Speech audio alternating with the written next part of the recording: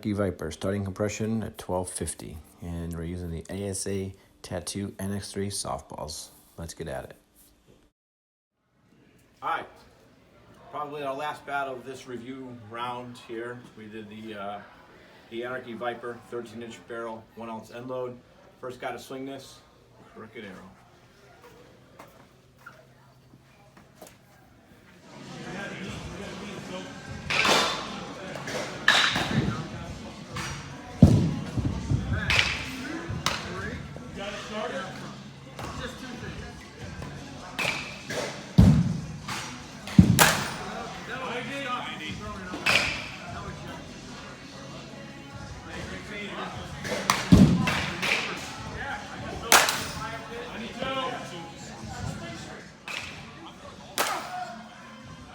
This is a funny review for me because I feel like I should have hit it a lot harder, but I want to give a shout out to Trevor for drilling me in the line drive at BP yesterday, and my knee is all jacked up. As the day went on,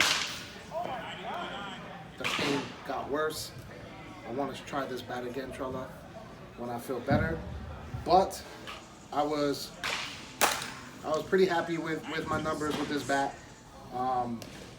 I think I could hit it a little harder when I'm not in such pain. It feels a lot like the Ambo. I don't know if that means anything to anybody, but in the first round of swinging it, like that's the first thought that popped in my head. This thing is heavy as all hell, and that was the one complaint I will have about it. I wish it felt a little. I don't know if I wanted to feel true to 26 or if I'm just weak today, but it definitely felt like a long. And it put up good numbers, but I don't want to really say a review because I feel like I could hit it a lot harder when my knee doesn't feel like it's all jacked up. So I'll keep it at that.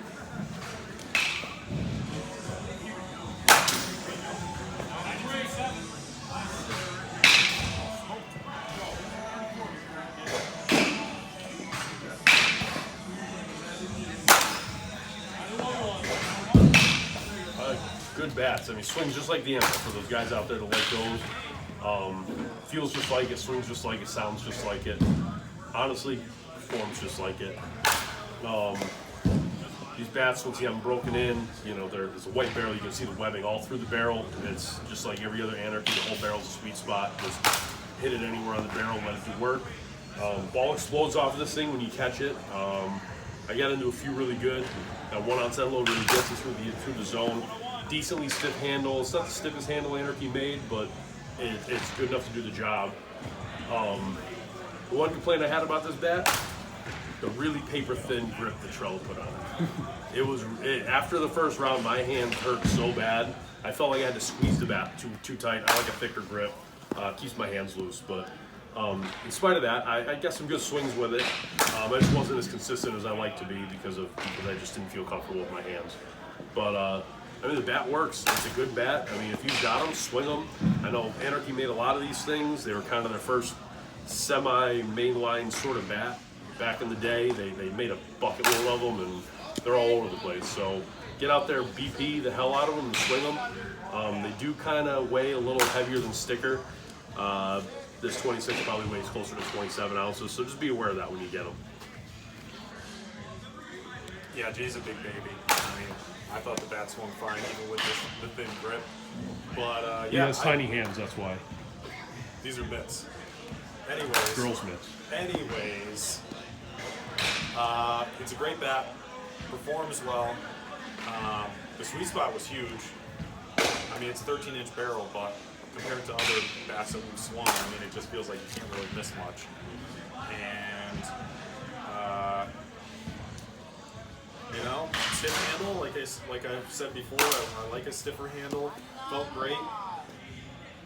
Easy to swing.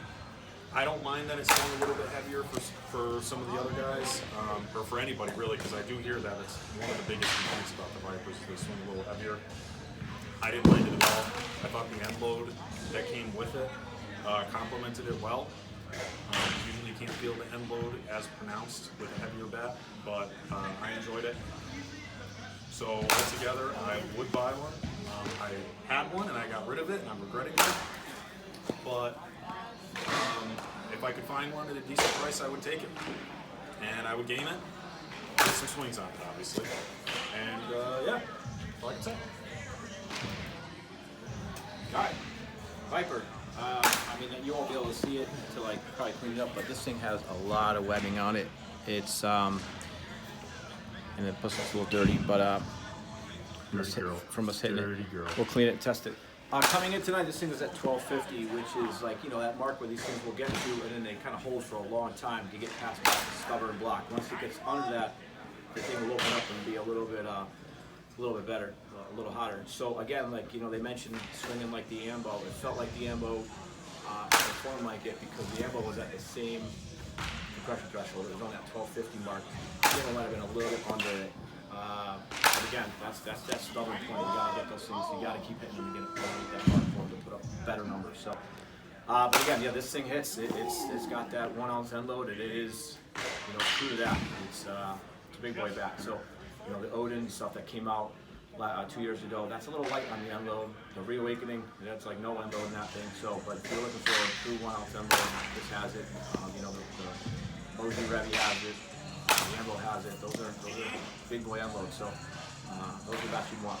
This thing will hit. This thing needs more swings. You can tell hitting it. You know, it's good. It'll get better. That's what we're hoping for with these things. We see that right away.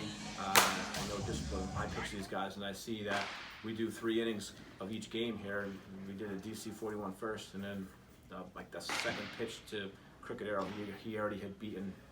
With this one, second swing, he beat the DC 41. So it's just, these things are at a different level, and that's what we want. When you get out there and swing them, beat them up, give them to the team before you, give them to the team after you, swing them, and you know, and you're going to be happy with the results. So, all right, that's what we got on this guy. We will talk to you guys later.